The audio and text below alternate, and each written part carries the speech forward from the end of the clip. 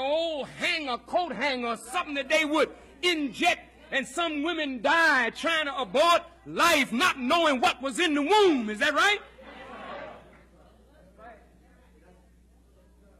You reject life. You don't want life. You don't know life. You don't understand life. So when life is in you, instead of cradling life, adoring life, wanting life, nurturing life, thanking God for life, you want to kill life and wonder why life is killing you. You don't know how to live. You're dying every day, don't know how to live because you're not akin to life. Bad relationship with life.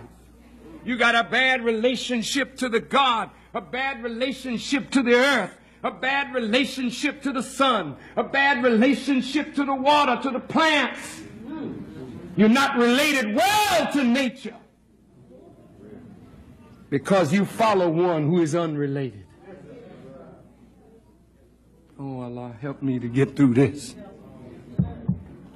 Listen, my mother didn't want me.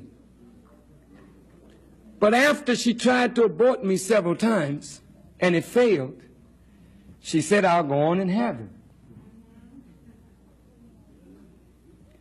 She didn't know what I was, but she was hoping I was a girl. Some women, for whatever their reasons, they're not trying to have life and have it healthy. They want this or that, which is natural, because you're trying to please somebody else outside the womb. Some of you, your mothers wanted a boy. And when she saw you come forth as a girl, she rejected you. You think the baby don't feel that?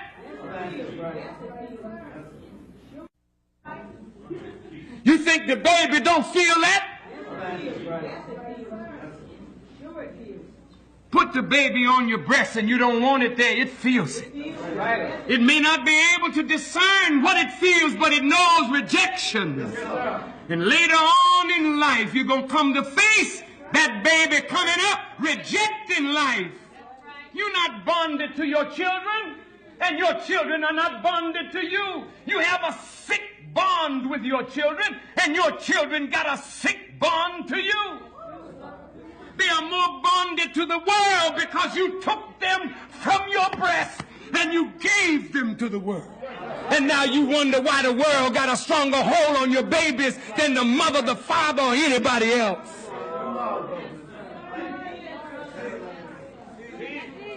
You're too busy for the children. You're partying too much. You're finger popping too heavy. You're in the disco too much, in the bar too much, chasing what? Chasing what you want out of life. You want pleasure, but you got pain, and you want relief from the pain. So the baby is pain. To remember you got a baby from a nigga that didn't love you. But you out in the world partying to get another one from somebody else that don't love you. Sick relationships. And since the woman is not connected to the man, she disconnects the child from the father.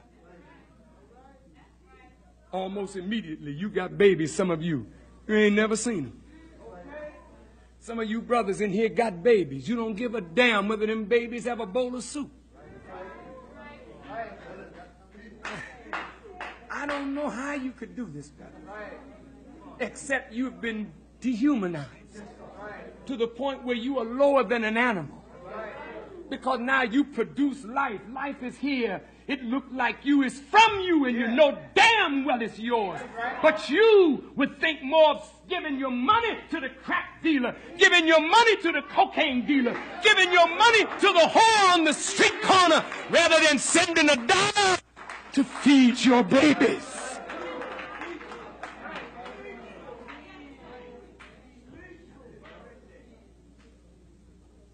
So the mother who don't get no support, she disconnects, pulls the plug on the father, so the children ain't got no relationship to you.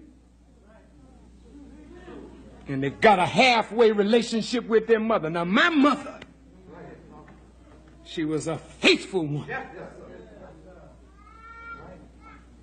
I didn't understand her. My mother knew that the man was not proper. She was a strong woman.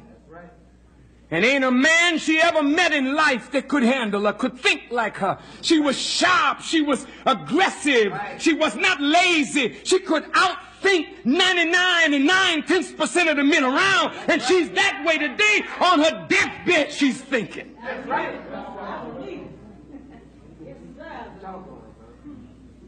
Yeah. She was a wonderful mother, but I didn't understand her.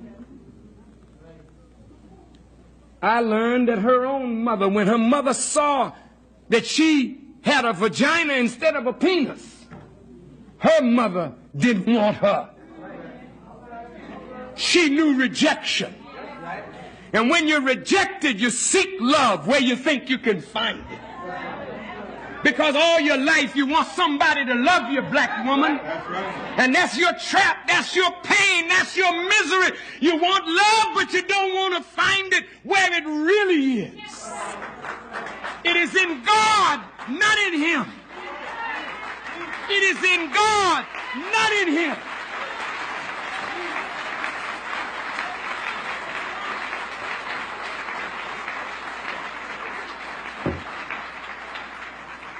And that's why women are in the church and they fill the church up. And they jump and shout and run. You think your wife done went crazy? No. She said, only Jesus cares. Only Jesus knows my trouble. I can't connect to nothing around me. Let me find it in Jesus. Oh, it's something, sister. You're trying to get there, but your relationship, even with Jesus, is a sick relationship.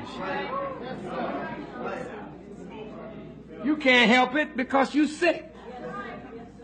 I'm sick. We sick. The world is sick. Now let me go back to my mom. There was no man in my house to take care of us. And I ain't never seen no man in no bed with my mother. Never. Never. I didn't have to go looking for my mother. My mother would have to come looking for me. And if she looked too long when she found me, I understood not to have her come looking anymore. I have a strong black mother. But I didn't understand. You see, my mother had to work, so she couldn't nurture me, cuddle me. She couldn't give me that love that I know my soul needed. I didn't have the right relationship with my mother.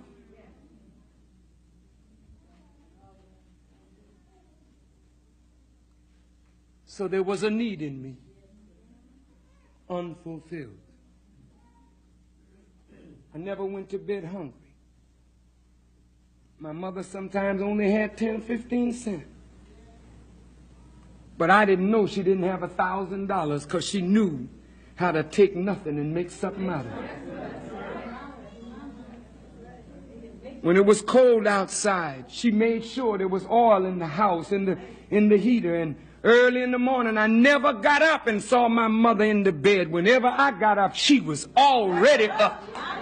She had my underwear already cleaned and ironed, and she would put them over the stove so that it would be warm, so in the coldness of the house, I wouldn't have to put on cold underwear. She was busy over the stove making me a full breakfast, no little jive. Here's a little nasty sandwich, but the woman knew whatever she knew of health, and she didn't know proper food, but she knew this, that her children had to have good, solid meals. Hell yes, love. But what child knows that kind of love when you've been separated from the breast and you haven't been cuddled enough to be secure psychologically? This is why these children are so psychologically damaged, because they never had a proper nurturing and relationship and a weaning with their mothers. You produce the chemical imbalance by not nursing. Not for 2 months and let it go. But the Quran says the weaning is for 2 years. Not as long as you can. Well, you can nurse them till they're 10 if you want. And some of these will stay on the breast until they're 10, and some of them want to stay on it now at 40.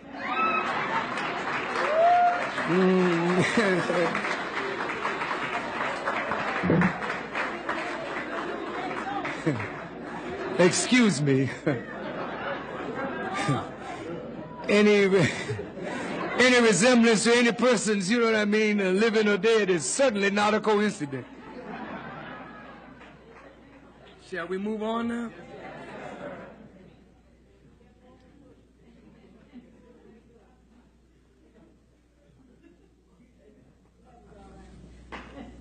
And where was I? Oh. I know where I was. I'm moving away from there as quickly as possible. No. And so, beloved, in my home, I needed that. I needed that cuddling. I needed that warmth. So I grew up thinking that my mom didn't love me because I didn't relate the warm clothes, the clean bed, the 3 meals a day, and working to put me and my brother into music. I didn't relate that to love because I was too immature to understand the depth and the breadth of love, so I thought my mom didn't love me. And how many of you have come up in your house thinking that your own mother didn't love you, even when she did, and sometimes you begin to feel she didn't love you, and you had reason. I thought I had a reason. My brother's real dark. Here's my brother. Stand up, Brother Alvin. This is my brother.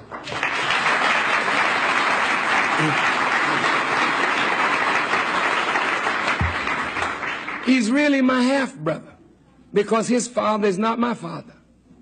But my mother never allowed us to think of 2 different men. We were one in her. But since neither his father nor my father sent her a dime, she pulled the plug on both of them for us. Huh? Now, my brother is dark and my mom is dark. I'm light, as you can see. But then I begin to think my mom liked him more because he was more her color. And he began to think she liked me more because I was light. So all the while growing up, he and I, as brothers, never related right. Our relationship was not good. Because when she would leave, I mean, he had a chance then to whoop the hell out of me. To work off some of that frustration, you know what I mean? And since I couldn't whip him, all I could do was go to God. And as a little boy, see, I had a relationship with God. And that's what has been my strength all my life. If I didn't think my mom loved me, I didn't think my brother loved me, I didn't have nobody else in the family, I had to find somewhere to relate because